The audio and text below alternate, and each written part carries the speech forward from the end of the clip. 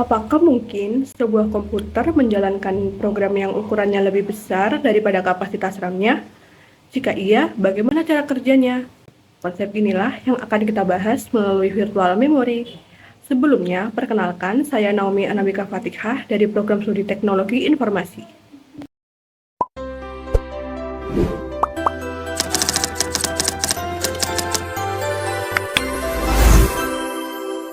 Virtual memory adalah sebuah teknik atau metode manajemen memori yang memisahkan antara logical memory dan physical memory. Jadi, logical memory itu adalah memori yang terlihat oleh program, sedangkan physical memory itu adalah RAM yang sebenarnya ada di perangkat kita. Lalu, mengapa virtual memory itu dibutuhkan? Jadi, karena kapasitas RAM itu terbatas, sedangkan program yang kita jalankan juga sangat besar, bahkan lebih besar daripada RAM itu sendiri. Nah, selain itu, kita juga sering menjalankan banyak aplikasi secara bersamaan.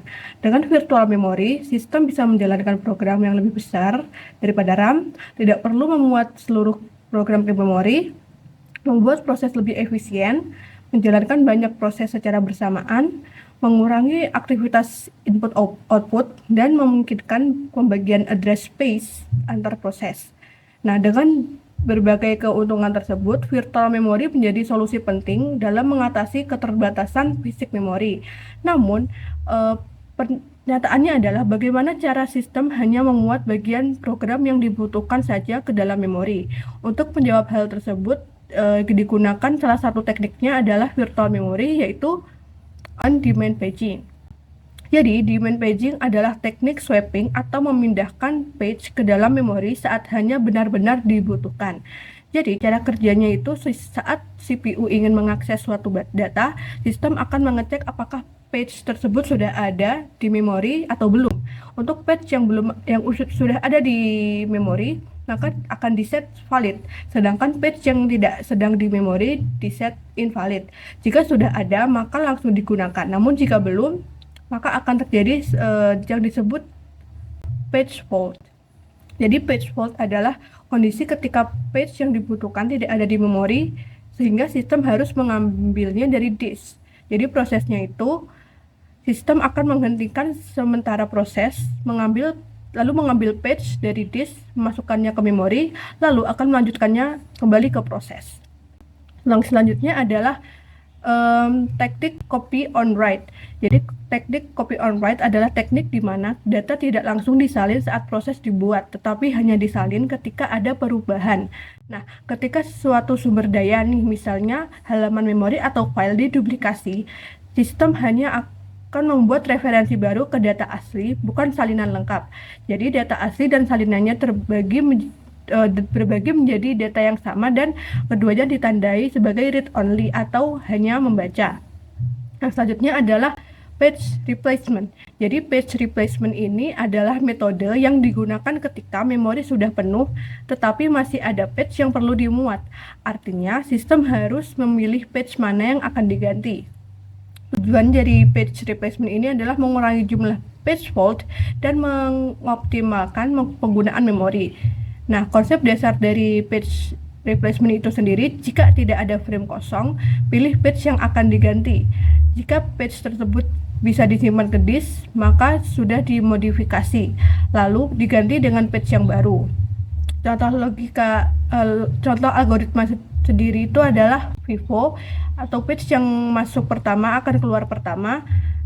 Lalu ada LRU itu page yang paling lama tidak digunakan akan diganti. Lalu optimal itu mengganti page yang paling lama tidak akan digunakan. Lalu selanjutnya ada allocation of frame. Jadi frame itu adalah bagian dari memori fisik yang digunakan untuk menyimpan page. Setiap proses membutuhkan sejumlah frame untuk berjalan. Jadi cara membagi frame itu sendiri adalah bisa dibagi sama rata ke setiap proses atau bisa juga berdasarkan ukuran proses. Untuk kebijakan alokasinya bisa equal allocation, semua proses mendapatkan jumlah yang sama. Lalu ada proportional allocation, itu sesuai ukuran prosesnya, dan priority allocation itu berdasarkan prioritasnya. Dan ini berpengaruh ke performa. Jika alokasi tidak tepat, bisa menyebabkan banyak page fault dan menurunkan performa sistem. Lalu selanjutnya itu ada tracing. Jadi tracing itu adalah kondisi di mana sistem terlalu sering melakukan paging sehingga lebih banyak waktu dihabiskan untuk memindahkan data daripada menjalankan prosesnya. Penyebabnya itu karena terlalu banyak proses yang berjalan dan alokasi frame yang tidak cukup. Dan ini bisa berdampak pada sistem akan menjadi lebih sangat lambat. Lalu CPU tidak bekerja secara optimal. Nah, untuk mengatasinya itu bisa mengurangi jumlah proses, menambah alokasi memorinya, atau menggunakan algoritma manajemen memori yang lebih baik. Nah, selanjutnya ada memory mapped file. Memory mapped file itu adalah suatu teknik yang memetakan konten file langsung ke ruang alamat virtual suatu proses. Jadi memungkinkan file itu diakses seperti array di RAM daripada menggunakan sistem call input-output tradisional. Nah, cara kerja memory mapped file itu seperti mengakses memori biasa.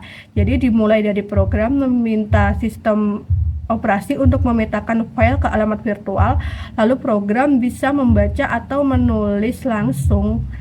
Jadi perubahan pada memori akan disinkronisasi kembali ke file di disk oleh sistem operasi. Nah, hal ini digunakan pada aplikasi yang membutuhkan akses besar secara cepat. Lalu selanjutnya adalah allocating kernel memory. Jadi kernel memory itu sendiri adalah memori yang digunakan oleh sistem operasi. Jadi berbeda dengan user memory, kernel memory ini harus dikelola dengan lebih hati-hati karena berhubungan langsung dengan sistem.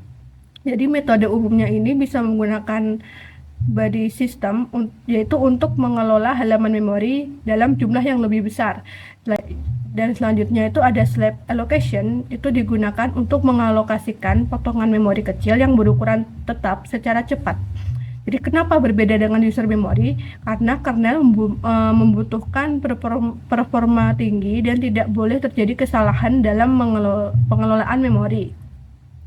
Lalu sekarang ini kita akan masuk ke salah satu contoh pada sistem operasi. Jadi virtual memory itu adalah teknik sistem operasi yang memanfaatkan sebagian hard disk atau SSD sebagai perluasan RAM untuk menciptakan ilusi memori fisik yang lebih besar.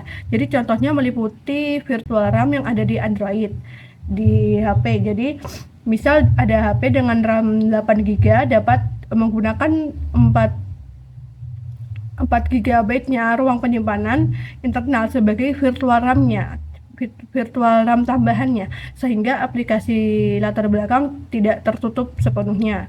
Dari pembahasan ini kita dapat memahami bahwa virtual memory merupakan solusi penting dalam mengatasi keterbatasan memori fisik. Dengan berbagai teknik seperti on-demand paging, page replacement, atau lainnya, sistem operasi mampu mengelola memori secara efisien dan optimal. Sekian dari saya, terima kasih.